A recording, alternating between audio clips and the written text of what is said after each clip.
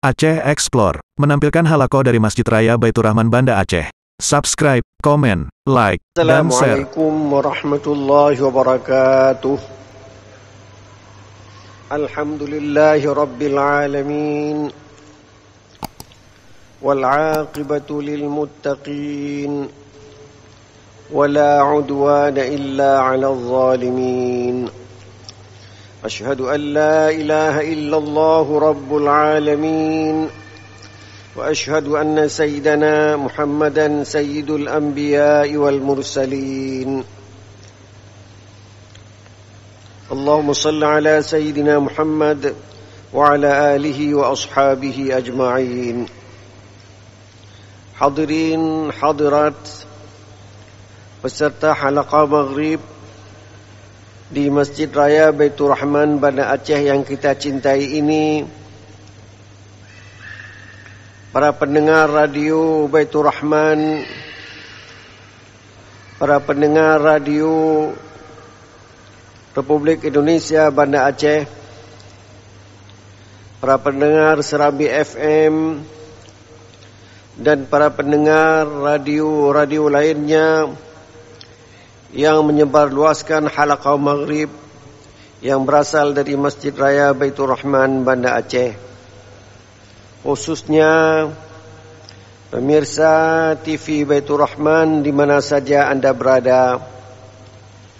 Marilah kita panjatkan puji dan syukur kepada Allah Subhanahu wa taala yang masih memberikan kesempatan hidup kepada kita, memberi kesehatan kepada kita, sehingga kita dapat berkumpul di Masjid Baitur Rahman dan masjid-masjid yang lain guna melaksanakan salat maghrib secara berjamaah.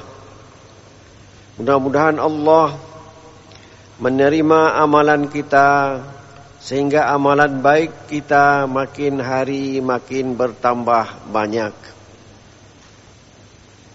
Selawat beriring salam mari kita sampaikan kepada baginda Rasulullah sallallahu alaihi wasallam, kepada keluarganya, kepada para sahabatnya, kepada para ulama. Hanya waktu Isya, marilah kita bacakan beberapa potong ayat suci Al-Qur'anul Karim yang pada malam ini telah sampai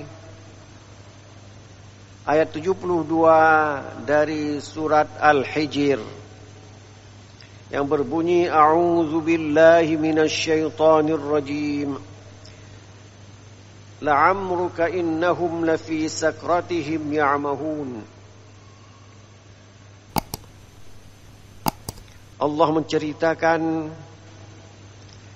kejadian pelanggaran yang terjadi di kalangan umat Nabi Lut alaihi salam ketika mereka didatangi oleh para malaikat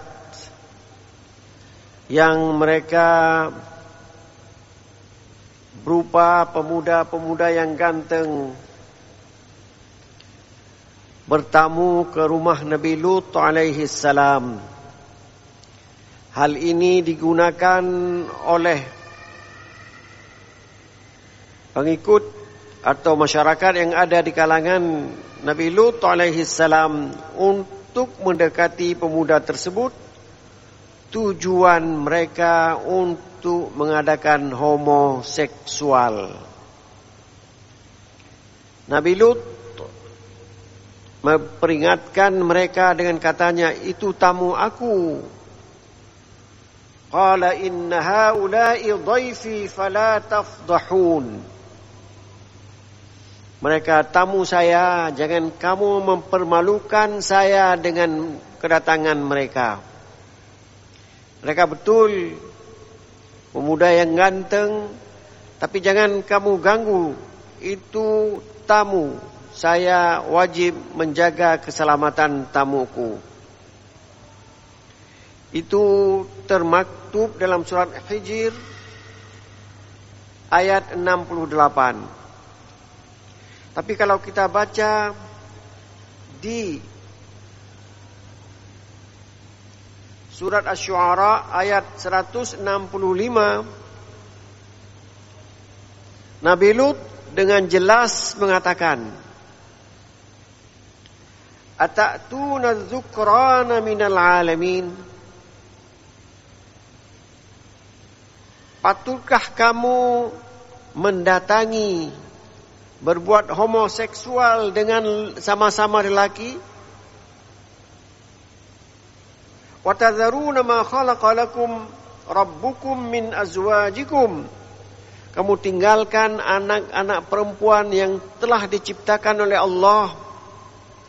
Kamu bisa memanfaatkan mereka untuk berhubungan seksual sesudah nikah. Kenapa kalian ingin berhubungan sesama lelaki, berhubungan sesama wanita? Ini kejanggalan-kejanggalan yang terdapat pada umat-umat terdahulu, termasuk umat Nabi Lut alaihi salam. Saya mengulangi lagi apa yang telah saya sebutkan pada pertemuan sebelumnya. Kalau kita baca Al-Quran, carilah keterangannya dalam Al-Quran sendiri tentang apa yang belum jelas dalam satu ayat, pasti jelas pada ayat yang lain. Demikian kata ahli-ahli tafsir. Waktu dalam surah Al-Hijr dikatakan, jangan kalian mempermalukan saya dengan tetamu itu. Rupanya yang dimaksud dengan mempermalukan adalah mereka ingin berbuat homoseksual. Seperti yang termaktub dalam surat Asy-Syu'ara. Bagaimana jawaban dari kaum Nabi Lut terhadap peringatan dari Nabi Lut itu? Apa katanya? Qalu la illam tantahi ya Lut latakunanna minal mukhrajin. Mereka berkata, kalau kamu masih juga melarang kami, tidak berhenti dari melarang kami, kamu pasti termasuk orang-orang yang kami usir dari kampung ini. Jadi mereka tidak mau menerima peringatan dari Nabi Lut alaihi salam. Bahkan mereka mengancam untuk mengusir Nabi Lut.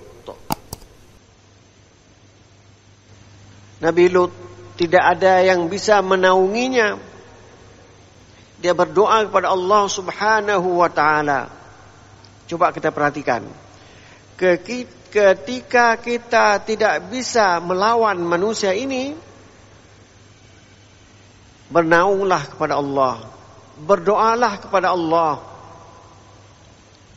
Kalau kita lihat negara kita sudah begini, kita tidak bisa memperbaiki lagi, berdoalah kepada Allah. Seperti doa Nabi Lut alaihi salam, Rabbi najjini wa ahli mimma ya'malun. Ya Tuhanku, lepaskan aku dan keluargaku dari apa yang mereka kerjakan. Apa yang mereka kerjakan? Mereka ingin menganiaya Nabi Lut dan keluarga-keluarganya. Nabi Lut mengadu kepada Allah Subhanahu wa taala. Allah suka sekali kepada orang yang berdoa kepadanya. Ketika kita terzalimi, ketika kita terkalahkan, kita ingin melawan, tidak sanggup, kekuatan kita kecil, kekuatan mereka besar, kita minta untuk dilepaskan, diselamatkan dari bencana yang mereka akan tumpahkan kepada kita. Rabbi najjini wa ahli mimma ya'malun. Doa Nabi Lut terkabul. Allah mengatakan, fanajjaynahu wa ahlahu ajma'in. Kami lepaskan Nabi Lut dan keluarganya seluruh pengikut-pengikutnya lepas. Tidak mungkin dianiaya oleh orang-orang yang keras kepala itu. Illa ajuzan minal ghabirin.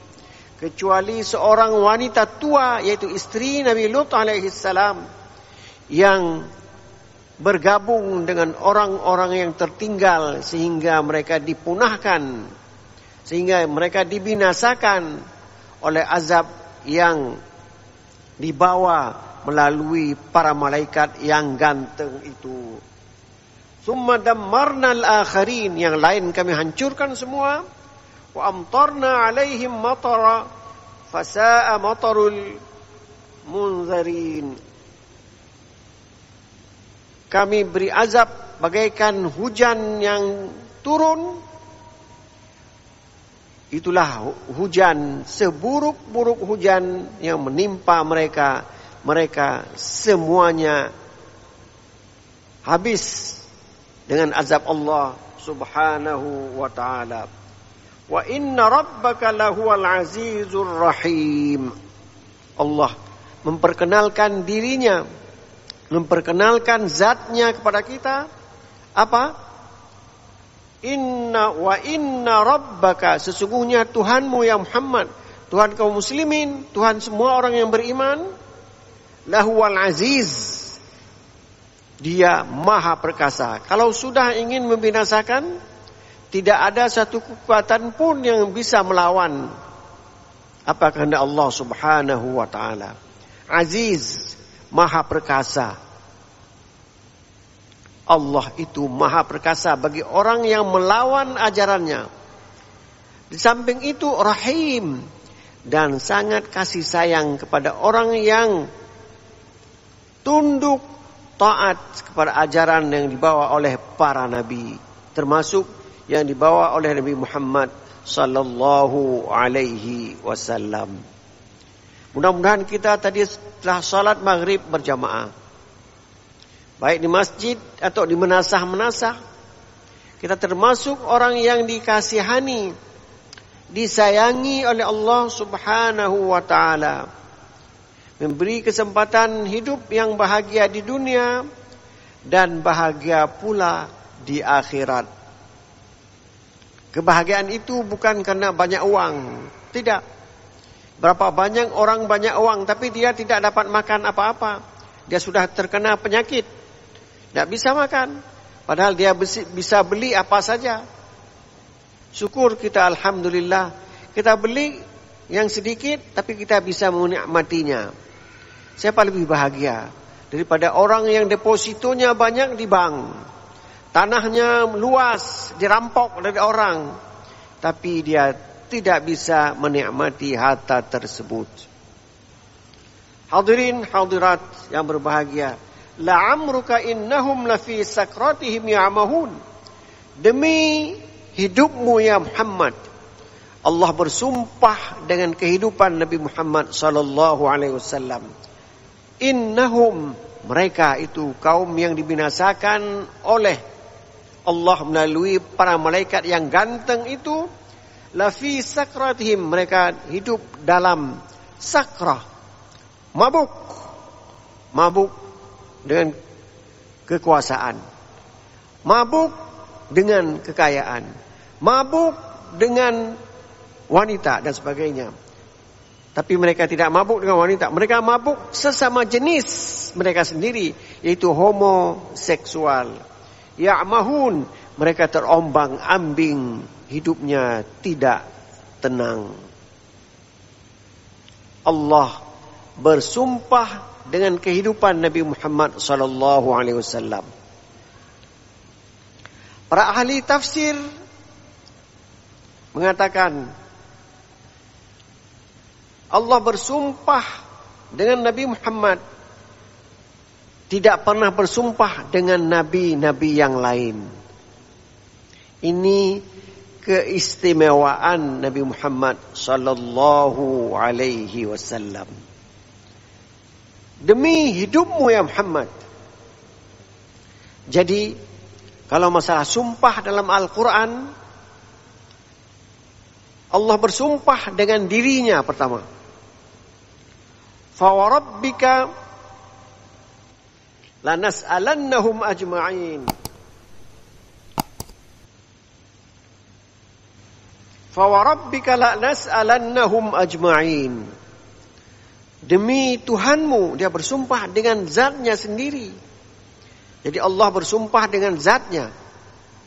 Ini dalam surat Al-Hijr ayat 92. Di samping Allah Khaliq, ada makhluk. Makhluknya itu banyak. Tapi Allah tidak bersumpah dengan semua makhluk. Dia pilih. Ada wattini wazzaitun, demi buah tin dan demi buah zaitun. Itu sumpah Allah. Rupanya zaitun itu punya keistimewaan. Minyaknya berbeda dengan minyak yang lain. Khasiatnya beda dengan khasiat minyak yang lain. Allah bersumpah. Kemudian Allah juga bersumpah dengan waktu, wal asri, demi masa. Kita ini demi masa, innal insana lafi khusr. Manusia itu merugi semuanya dibandingkan dengan masa. Kalau seseorang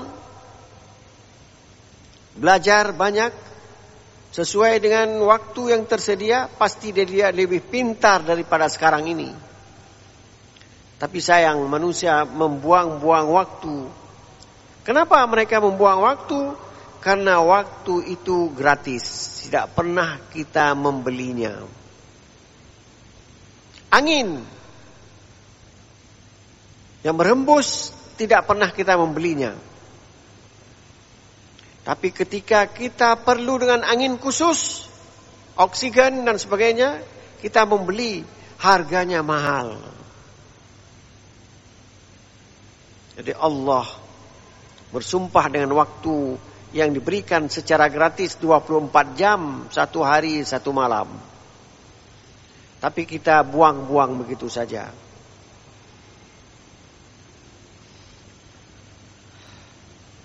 Kalau kita makhluk bersumpah, tidak boleh bersumpah selain dengan Allah.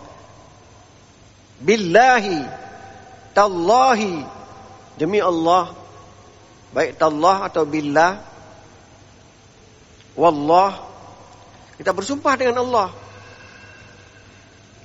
Kecuali kalau kita dengar waktu saya kecil, ada orang bersumpah, entah sumpah betul-betulan atau sumpah macam-macam. Orang menjual satu sisir dari pisang. Bak buduk ke harga di mana. Padahal buduk itu apa kita dia mendoakan supaya dia kena penyakit. Itu sumpah itu sekarang sudah jarang kita dengar. Dulu di saat saya kecil itu sering kita mendengarnya. Jadi kita bersumpah atas nama Allah.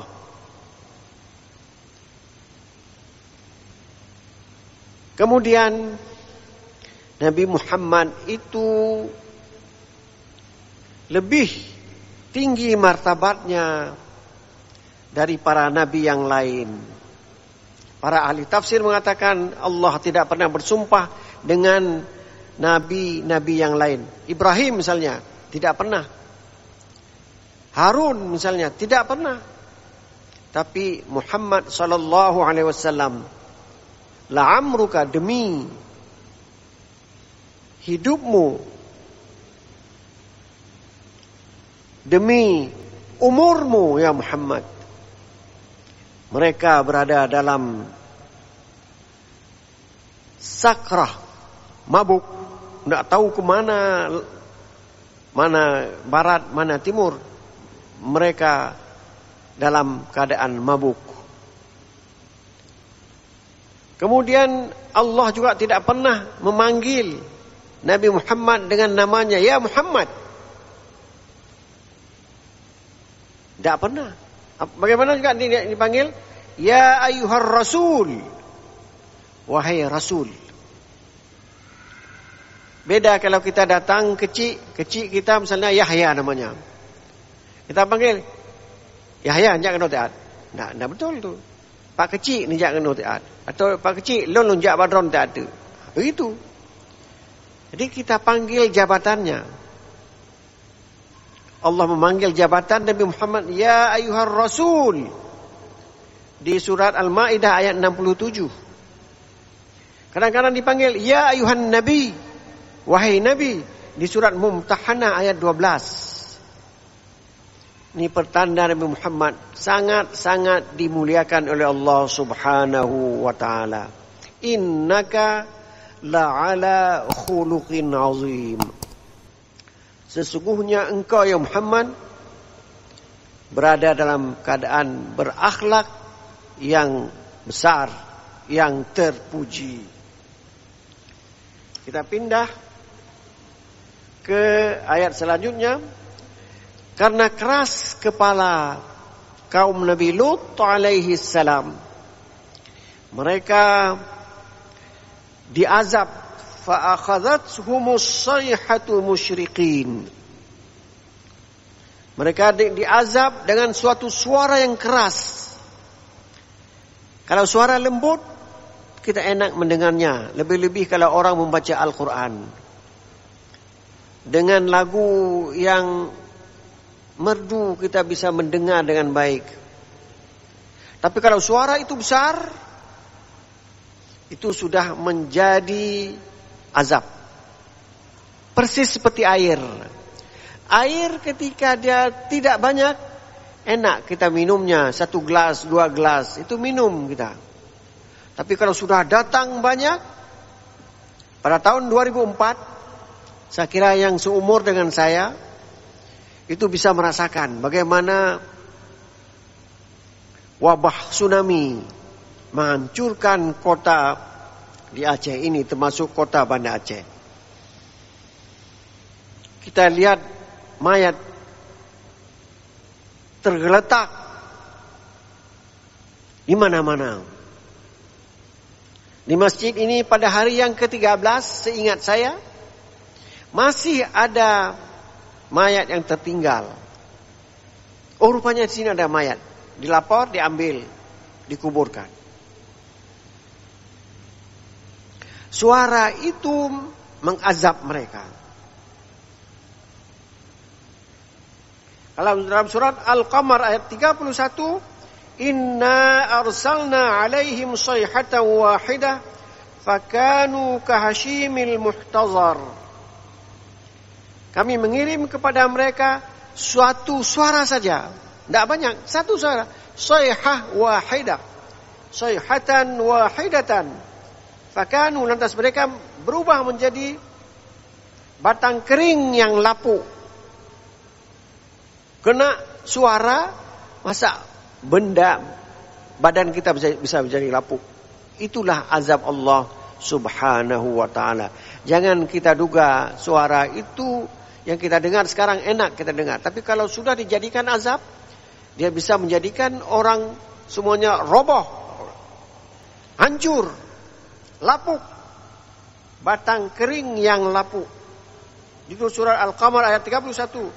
Di surat Al-Haqqah ayat 5, fa amma samudu fa uhliku bit-taghiyah. Kaum Samud dianiaya dengan suara yang keras sekali. Jadi benda yang kita nikmati bisa berubah menjadi azab yang menghancurkan kita. Contoh yang kita lihat adalah air. Orang kalau udah sakit, kita kasih telur, tidak bisa masuk lagi. Telur rebus, tidak bisa masuk lagi, tidak bisa digigit lagi. Tapi air sedikit demi sedikit masuk kerongkongannya. Itu pertanda itu orangnya sakitnya sudah berat. Airlah yang bisa masuk. Tapi ketika kita sehat, datang air seperti pada tahun 2004, bisa menghancurkan bangunan-bangunan yang kokoh. Bagaimana datang suara di waktu pagi menghancurkan mereka. Bagaimana mereka hancur? Allah menggambarkan dalam ayat ini, faj'alna 'aliyaha safilaha wa amtarna 'alaihim hijaratan min sijil. Kami jadikan yang di atas berubah menjadi di bawah, diputar. Itulah kekuasaan Allah. Ada batang kayu, yang di atas itu dirubah menjadi ke bawah, yang di bawah menjadi ke atas.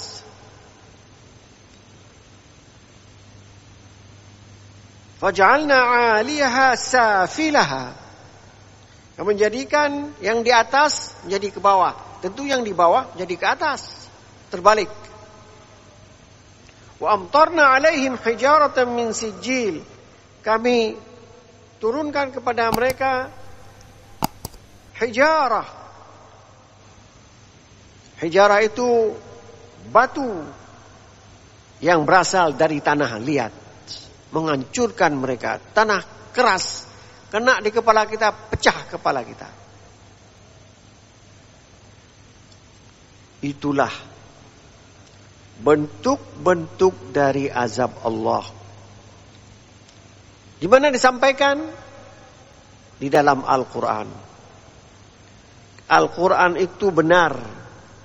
Dari pertama sampai akhirnya. Bukan cepat seperti cerita kita. Cerita kita kadang-kadang ada yang benar. Lebih banyak yang kita bumbui dengan yang lain. Al-Quran tidak. Semuanya itu kejadian yang terjadi. Baik terjadi sekarang maupun terjadi akan datang. Ini terjadi, sudah terjadi. Faj'alna 'aliyaha safilaha wa amtarna 'alaihim hijaratan min sijil.